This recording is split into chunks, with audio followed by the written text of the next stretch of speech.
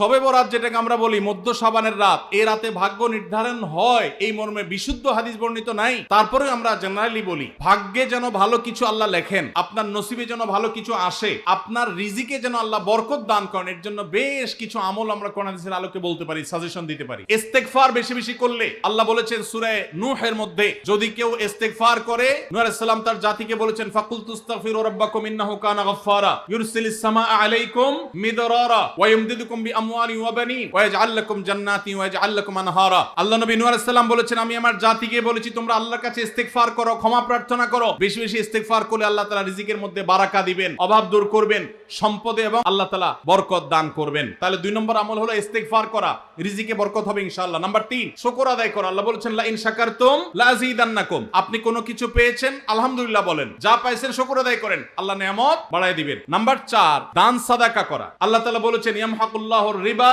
ওয়া ইউরবিস সাদাকাত, আল্লাহ সুদকে ধ্বংস করবেন, তবে সাদকা এবং দান এটাকে আল্লাহ তাআলা বাড়িয়ে দিবেন। এজন্য কেউ যদি দান করে আল্লাহ তাআলা তাকে কি দেন? বরকত দান করেন তার রিজিকে।